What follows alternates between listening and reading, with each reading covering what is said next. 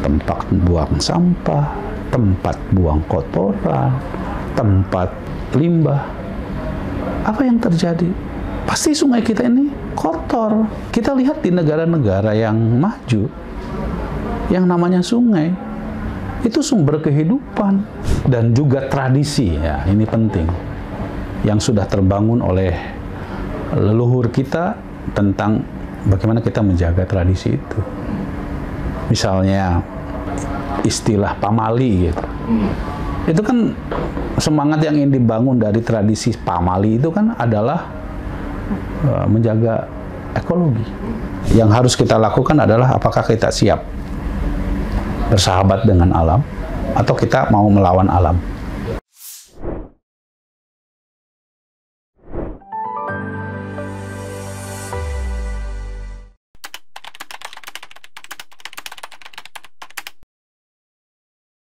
Kita tahu bahwa KM 0 Danau Cisanti itu merupakan hulu dari Sungai Citarum, dan Sungai Citarum merupakan salah satu sungai terbesar di Jawa Barat yang melintasi beberapa kabupaten dan menjadi sumber air bagi masyarakat Jawa Barat, ya. Sungai Citarum itu melintasi Kabupaten Bandung sendiri, ke Kota Bandung, Kabupaten Bandung Barat, Purwakarta, Karawang, hingga ke Bekasi dan Jakarta. Namun kita tahu juga bahwa dalam beberapa dekade terakhir, Sungai Citarum ini selalu menjadi sumber bagi terjadinya bencana banjir di daerah yang dilintasi oleh Sungai Citarum itu. Nah, karena itu ketika kita ingin mengatasi Sungai Citarum dan mengatasi bencana yang diakibatkan oleh banjir tersebut, maka memang yang harus diselesaikan atau diatasi adalah hulunya. Nah, yang kedua, Kertasari ini tempat di mana kecamatan kita berada itu sebagian besar masyarakatnya adalah masyarakat NU, warga Nahdliyin, gitu ya. Dalam beberapa dekade terakhir juga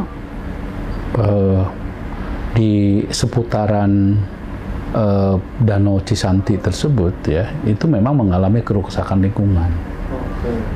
Ya, sebelum kemudian ada program Citarum Harum yang digagas oleh kemitraan antara TNI atau Kodam Siliwangi dengan masyarakat serta pemerintah pusat. Ya, kita ingin menormalisasi dan mengembalikan lingkungan, terutama di hulunya tersebut, agar tidak terlalu berdampak terhadap perusakan lingkungan. Memang kita tahu bahwa di hulunya ini dulu merupakan tempat hutan, ya, hutan lindung yang memiliki tanaman keras, ya. Namun seiring dengan semakin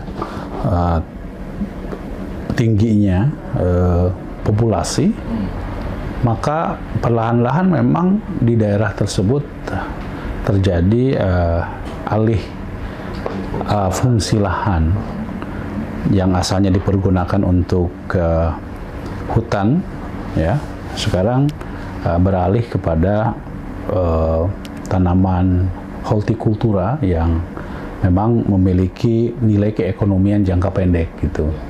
Sehingga sebagian besar di wilayah atau di lahan hulu dari Citarum itu ditanami dengan tanaman sayur mayur. Apa yang terjadi jika terjadi hujan, maka tidak ada upaya untuk bisa menahan dari curah hujan yang begitu besar. Apa akibat selanjutnya adalah bahwa pertama tentu akan terjadi sedimentasi, ya, dan permukaan dasar dari Sungai Citarum mengalami naik, gitu ya, sehingga tidak bisa menampung air yang cukup besar. Yang kedua ya tentu ya tanamannya sendiri memang tidak mampu untuk bisa menahan erosi air yang begitu sangat besar. Sehingga tentu ya kalau terjadi curah hujan yang begitu besar maka pasti akan menimbulkan banjir di wilayah tersebut ya. Belum lagi kalau banjirnya juga turun ke bawah gitu ya, terutama ke daerah aliran sungai Citarum yang selama ini selalu menjadi langganan banjir seperti di daerah Dayakolot ya, daerah Bala Endah ya, selalu menjadi langganan banjir. Nah, poin penting juga dari kenapa kita menempati menjadikan Jambore Nasional kita itu di Kertasari, karena kita juga ingin memberikan edukasi kepada masyarakat yang ada di Kertasari yang merupakan sebagian besar adalah warga Nahdien, agar ya kita harus menjaga lingkungan. Ya, lingkungan ini tidak akan mungkin bisa terjaga sustainability-nya atau sustainability keberlanjutannya kalau bukan karena tangan kita sendiri gitu loh. Apalagi kalau misalnya tanpa bisa kita prediksi dengan adanya apa yang selama ini menjadi isu, baik isu nasional maupun isu global soal climate change atau perubahan iklim yang berakibat kepada krisis iklim, itu pasti akan menimbulkan berbagai persoalan-persoalan bagi kerusakan ekologi kita. Tentu bukan hanya bencana, ya. Lebih daripada itu, pasti akan mempengaruhi terhadap berbagai hal, ya. Dan isu terkait dengan perubahan iklim ini tentu harus kita sikapi dengan penuh hati-hati, karena dampaknya akan bisa kita rasakan ke berbagai hal gitu.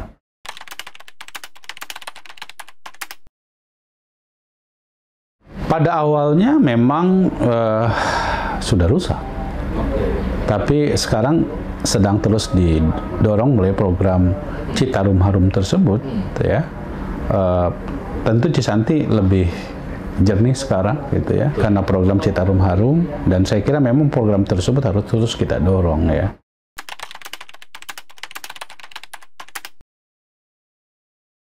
Pertama yang saya bilang tadi, bahwa terjadi alih fungsi lahan yang asalnya tanaman keras karena di situ adalah hutan lindung, tapi kemudian berubah menjadi tanaman hortikultura yang tidak kuat untuk menahan air, ya.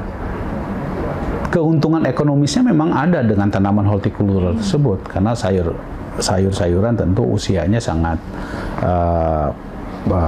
pendek sehingga bisa dijual oleh masyarakat gitu ya.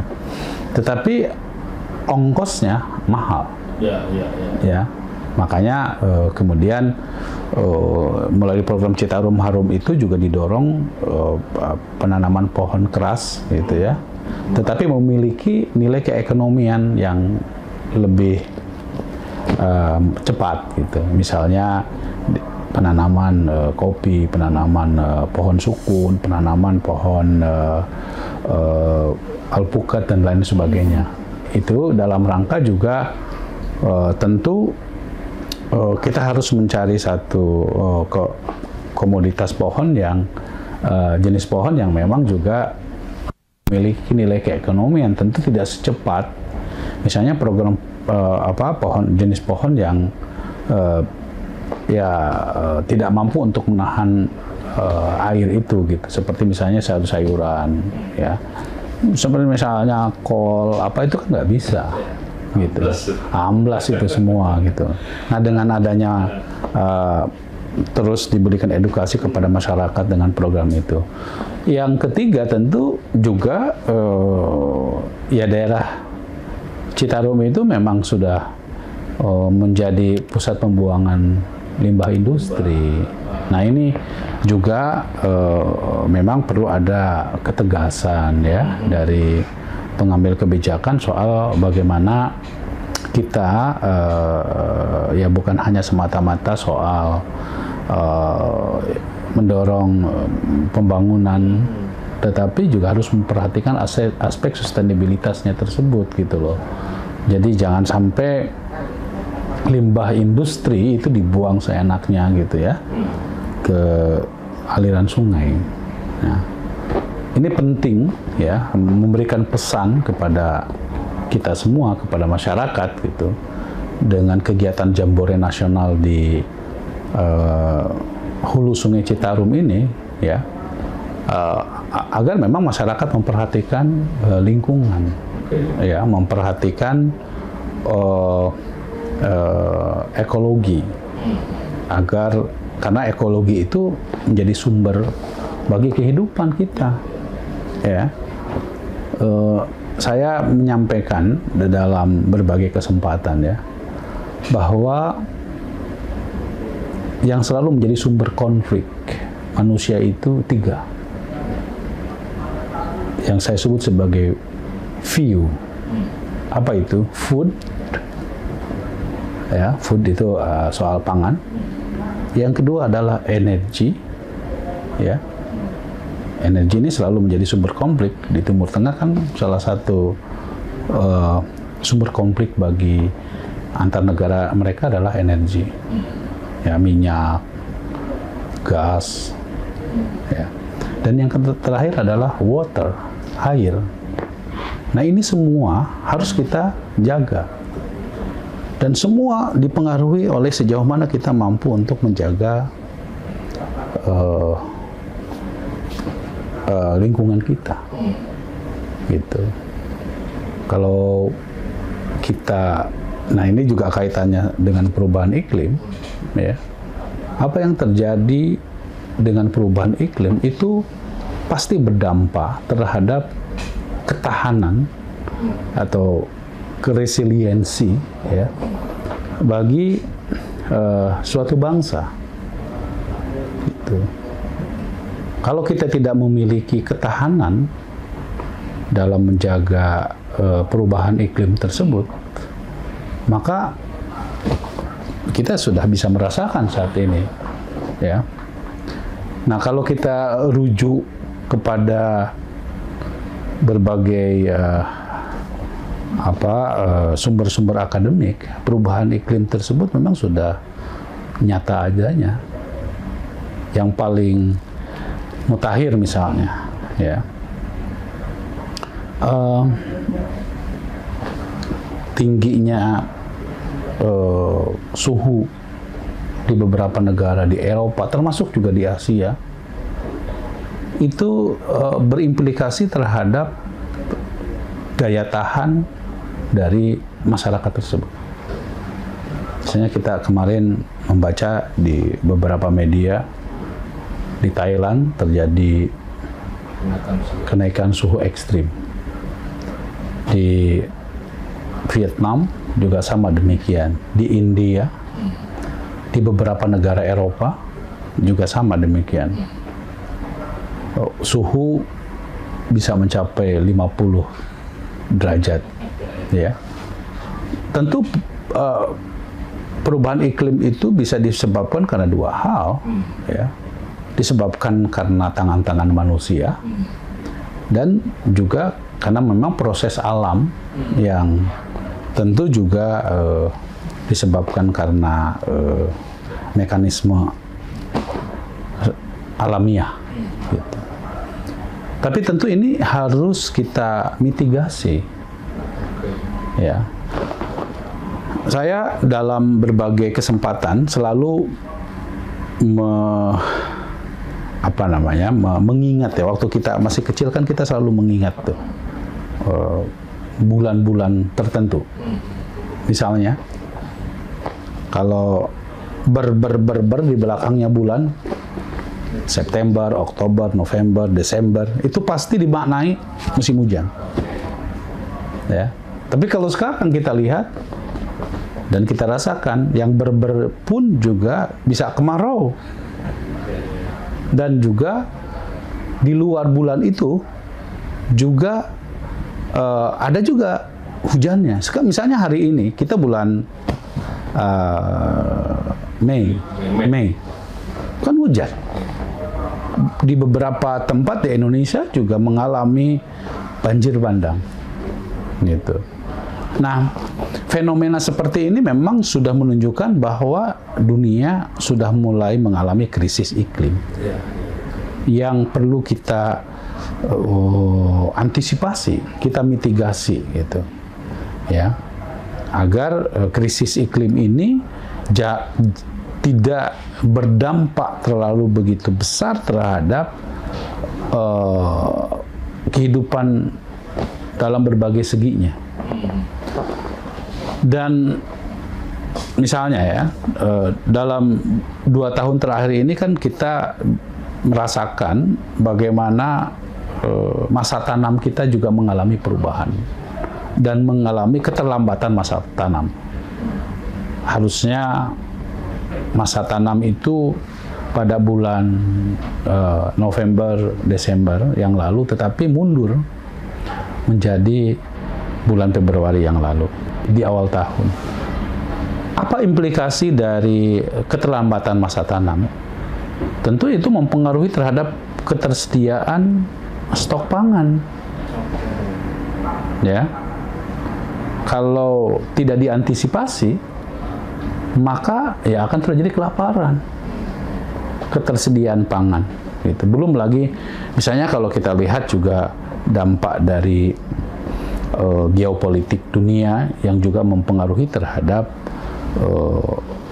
ketersediaan pangan dunia, termasuk juga soal energi. Nah, jadi dampak dari perubahan iklim ini bukan hanya akan berpengaruh terhadap cuaca, tetapi implikasi dari perubahan iklim ini pasti akan mempengaruhi terhadap sektor-sektor yang lain dan bahkan saya kira sektor fundamental di dalam kehidupan kita. Maka upaya untuk terus mendorong misalnya soal keseimbangan karbon, ya, itu ya harus kita dorong terus, ya, agar emisi karbon kita tidak mengalami perubahan yang sangat drastis.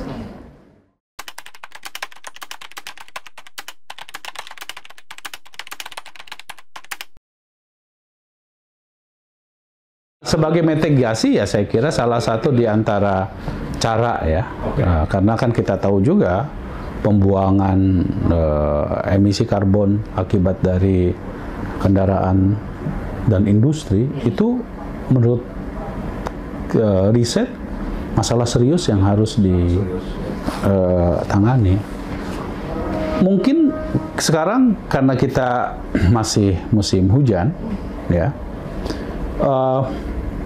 masalah polusi bisa diantisipasi. Tetapi kalau sudah masa kemarau, ya, kita tahu pada bulan Agustus yang lalu, 6 bulan yang lalu kita masih ingat ya, Jakarta itu merupakan kota dan sekitarnya merupakan kota terpolusi di dunia. Iya kan? Salah satu penyebabnya selain soal transportasi kendaraan yang tidak ramah lingkungan, penggunaan industri yang tidak terkendali dari aspek emisi karbonnya, ditambah lagi misalnya sumber beberapa pembangkit listrik kita juga menggunakan batu bara yang berlebihan gitu. Nah, ini semua tentu harus didorong sedemikian rupa ya agar berbagai upaya untuk menahan emisi karbon yang berdampak terhadap kerusakan lingkungan, terutama polusi ini, harus menjadi kebijakan nasional yang terintegrasi. Ya, kalau tidak, ya kita bisa, mungkin anak-anak kita akan terkena sesak, ya, udara kita tidak bersih, ispa terjadi di mana-mana, ya. Nah. Karena itu ya kita harus dorong terus berbagai kebijakan tersebut agar memiliki mitigasi ya yang dapat terantisipasi dengan baik. Termasuk juga saya kira kalau musim kemarau kan kita selalu langganan karhutla, kebakaran, ngirim asap ke negara tetangga, hutan dan lahan, ya kan? Karena ya kita tahu juga di beberapa tempat di negara kita ini lahan gambut yang gampang sekali untuk terbakar. Pembukaan lahan yang tidak ramah lingkungan pasti akan menimbulkan kebakaran lahan di mana-mana. Nah, ini harus diantisipasi sedemikian rupa oleh kita. Nah, saya, Mas Ivan, ya selalu dalam kapasitas saya sebagai pimpinan Komisi 8 yang bermitra dengan Badan Nasional Penanggulangan Bencana, terus terang saja bahwa paradigma kita ini masih paradigma responsif, bukan mitigatif atau pencegahan. Ya.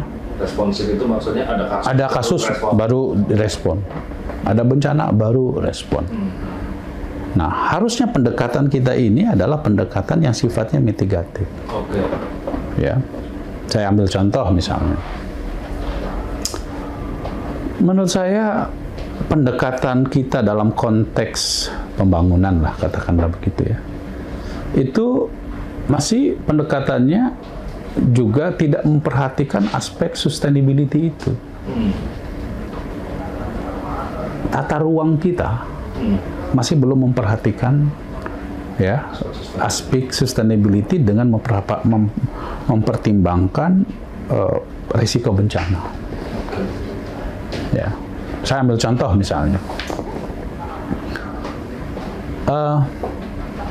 kita pernah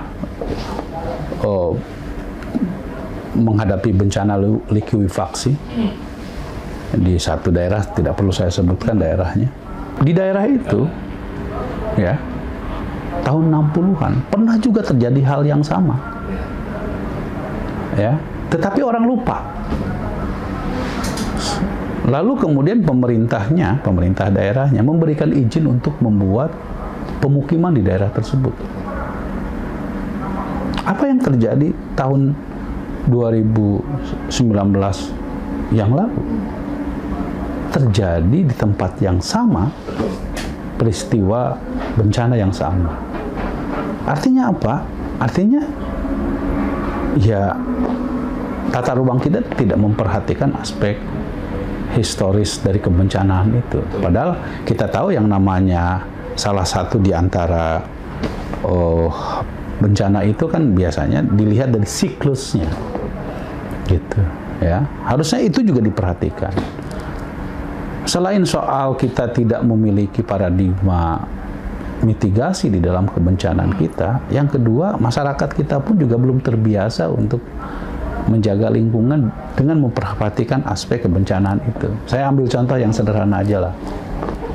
Apakah masyarakat kita menjadikan sungai itu sebagai pekarangan depan atau pekarangan belakang? Masyarakat kita menjadikan sungai itu sebagai pekarangan belakang, tempat buang sampah, tempat buang kotoran, tempat menjadikan sebagai limbah. Apa yang terjadi? Pasti sungai kita ini kotor.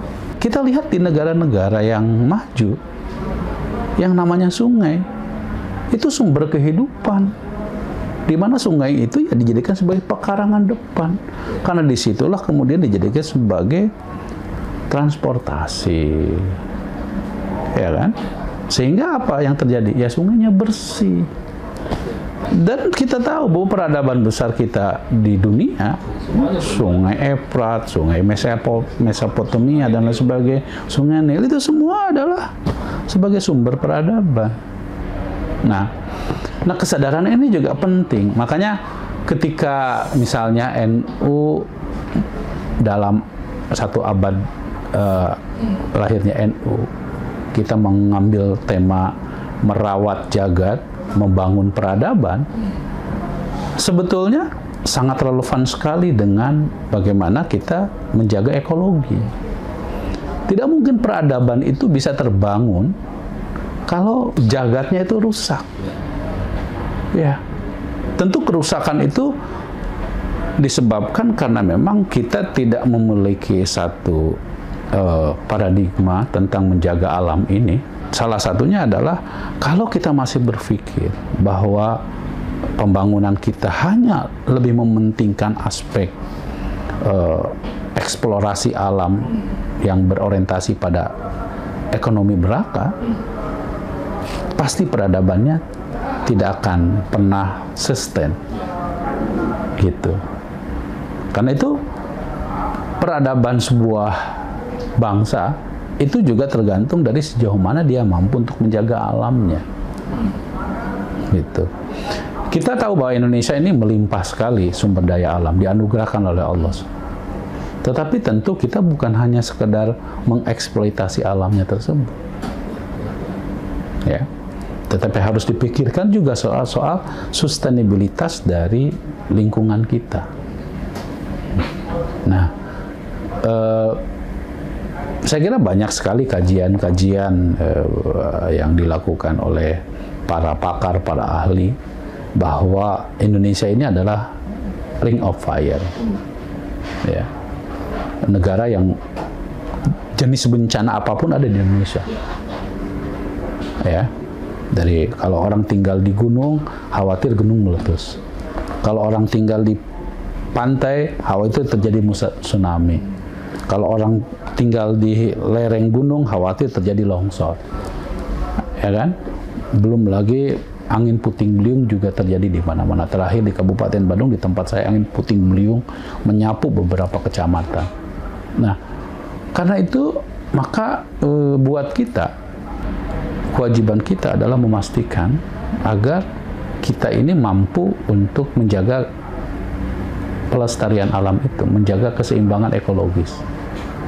Ya, selain bahwa kita mampu untuk mendayagunakan potensi yang diberikan oleh Allah dengan sebaik-baiknya, tetapi ingat bahwa keseimbangan ekologis juga harus tetap kita jaga. Nah, LPBI, ya, setidaknya kita melakukan dua hal. Pertama, bagaimana kita memberikan satu edukasi kepada warga Nahdliyin tentang pentingnya menjaga ekologi tersebut. Karena kalau ekologi rusak, ya yang dirugikan juga warga Nahdliyin. Bagaimana kita bisa membangun peradaban kalau ekologinya sebagai wadah untuk menjaga peradaban tersebut misalnya rusak, gitu. Saya kira banyak sekali landasan teologis dari Al-Quran, hadis, dan juga tradisi, ya, ini penting, yang sudah terbangun oleh leluhur kita tentang bagaimana kita menjaga tradisi itu. Misalnya soal istilah pamali, gitu. Itu kan semangat yang ingin dibangun dari tradisi pamali itu kan adalah menjaga ekologi. Nah, ini yang harus terus-menerus kita revitalisasi kembali soal upaya kita untuk menjaga lingkungan. Hanya saja mungkin rasionalisasi berdasarkan atas pendekatan sainsnya ya baru kita temukan sekarang, kan gitu, belakangan gitu. Nah, itu salah satu di antara mengapa kita harus juga menjaga tradisi itu, gitu loh. Yang kedua, LPBI juga mendorong ikut serta di dalam melakukan upaya pengambilan kebijakan yang berorientasi pada apa yang saya paparkan tadi. Kita harus mendorong agar kebijakan-kebijakan negara kita itu betul-betul ramah lingkungan. Kebijakan kita harus memperhatikan aspek disaster, gitu, kebencanaan. Termasuk juga ya kita harus memiliki kesadaran untuk memitigasi kemungkinan terjadi bencana tersebut. Ya tentu kalau kita lihat benchmark yang paling menarik soal kebencanaan itu misalnya Jepang, ya. Ya orang Jepang kalau kena bencana tsunami mereka kan nggak lari tunggang langgang kayak kita, yang justru menimbulkan juga korban gara-gara tidak memiliki protokol kebencanaan yang sudah disepakati menurut kaidah-kaidah umum gitu ya. Nah, LPBI menyelenggarakan Jambore ya. Sebetulnya ini juga bagian dari kontribusi kita dari organisasi Islam terbesar di Indonesia gitu ya, untuk menjadi garda terdepan membantu masyarakat jika terjadi berbagai bencana. Kami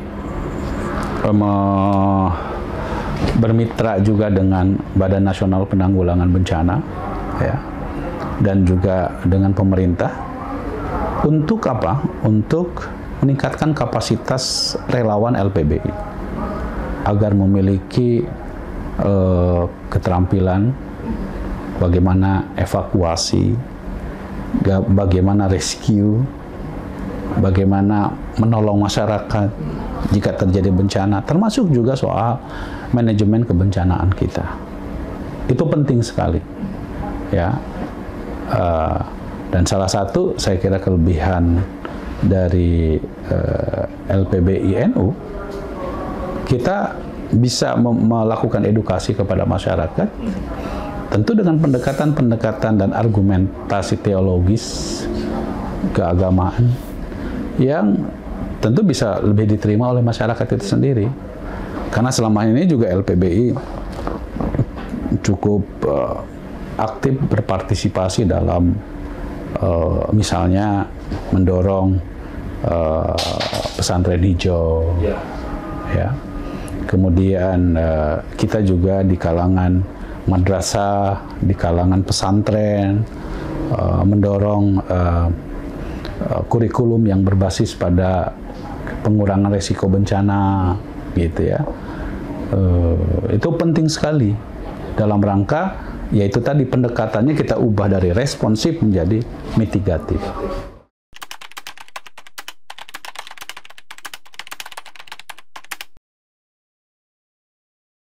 Ya, saya kira kedua-duanya beriringan, karena penanggulangan bencana atau bencana itu kerap kali terjadi disebabkan karena salah satunya adalah perubahan iklim. Ya. Dan tentu tidak semua juga bencana disebabkan karena perubahan iklim. Ada bencana-bencana yang memang disebabkan karena alam. Tetapi upaya kita untuk mendorong agar NU LPBI sebagai lembaga yang diberikan mandat oleh PBNU untuk mengatasi atau melakukan mitigasi kebencanaan, itu terus kita dorong. Bagaimana peran madrasah, peran pesantren, peran warga Nahdien itu penting untuk menanggulangi bencana, ya, memberikan edukasi tentang kebencanaan, ya, agar masyarakat memang siap untuk menghadapi bencana. Bencana itu sesuatu yang niscaya dan kapan saja bisa terjadi. Nah, yang harus kita lakukan adalah apakah kita siap bersahabat dengan alam atau kita mau melawan alam. Yang kedua, ya, kita juga harus mendorong agar masyarakat memiliki, terutama warga Nahdien, ya, menyadari pentingnya mengatasi perubahan iklim itu. Salah satunya adalah tentu pertama pada tingkat masyarakat sendiri harus memiliki kesadaran tentang berbagai kemungkinan upaya mengatasi perubahan iklim tersebut, gitu ya. Yang kedua, tentu pada level kebijakan sendiri, ya, kita harus dorong agar pemerintah lebih antisipatif, lebih memiliki upaya pencegahan dari berbagai dampak dari perubahan iklim tersebut. Nah, karena itu ya kita tentu harus melakukan advokasi terhadap berbagai kebijakan tersebut, termasuk juga saya kira juga penting, ya, kita melakukan kemitraan lah, karena penanganan bencana itu dan perubahan iklim itu tidak bisa hanya dilakukan oleh pemerintah saja. tetapi harus dengan masyarakat dan juga dengan dunia usaha. Gitu. Dunia usaha juga tidak boleh terlalu eksploitatif ya terhadap alam kita gitu. Ya, kalau terlalu eksploitatif terhadap alam kita, ya air kita bisa habis, sumber daya alam kita bisa habis. Ya, nah itu yang harus kita terus-menerus kita jaga gitu.